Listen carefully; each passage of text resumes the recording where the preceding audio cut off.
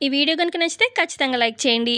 So, ప్రోమోలోకి వెళ్తే పల్లవి police స్టేషన్‌కి తీసుకొస్తుంది. ఎవరైతే అమ్మాయి ఉష బ్యాగ్‌లో నెక్లెస్ పెడుతుంది కదా! అక్షిత అక్షిత సెట్ చేస్తుంది కదా! ఒక ఆవిడని. ఆ అమ్మాయి దొరుకుతుందనమాట ఆ దొంగ.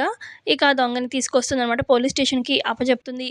ఈ అమ్మాయే అండి దొంగతనం చేసింది అక్షిత నెక్లెస్ ఉష కాదు అని చెప్పి అంటుందనమాట పల్లవి. ఇక చరణ్ కూడా అక్కడే ఉంటాడు. ఇక అప్పుడే ఇటు బామ్మ, సుమలత, ప్రసాదరావు వీళ్ళు కూడా వస్తారనమాట. అంటే ఈ అమ్మాయే దొంగతనం చేసింది. ఈ అమ్మాయి దొంగతనం చేసి ఉష మీద నెట్టిందా అని చెప్పి బామ్మ అంటూ ఉంటే, అవును బామ్మ, ఇదిగో ఈ అమ్మాయే. ఈ అమ్మాయే ఉషని ఇంత ఇదిగా ఇబ్బంది పెట్టింది. దొంగ అని ముద్ర వేసింది. పాపం ఉష అమాయకురాలు. తనకేమీ తెలీదు అని చెప్పి పల్లవి అంటూ ఉంటే, ఏంటి ఈ అమ్మాయి ఎవరు? ఈ అమ్మాయి ఎవరు? అని చెప్పి అంటూ ఉంటుంది. అక్షిత అప్పుడే అక్కడికొచ్చి, ఈ అమ్మాయి దొంగతనం చేసిన అమ్మాయి. దొరికింది రెడ్ హ్యాండెడ్‌గా అని చెప్పి అనగానే ఇక ఇటు మొహమొహాలు చూసుకుంటారనమాట అక్షిత, అలాగే ఇటు చందు.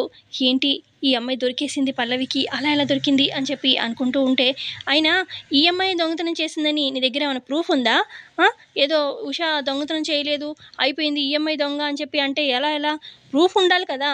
ప్రూఫ్ లేనిదే కోర్టు వాళ్ళు కూడా ఏమీ చేయలేరు. ఉషని బయటికి రానివ్వలేరు. మరి ప్రూఫ్ ఉందా నీ దగ్గర అని చెప్పి అక్షిత అడుగుతూ ఉంటే, ప్రూఫ్ నా దగ్గర ఉంది. పక్కా ప్రూఫ్‌తోనే వచ్చాను ఇక్కడికి. ఈవిడే దొంగతనం చేసింది.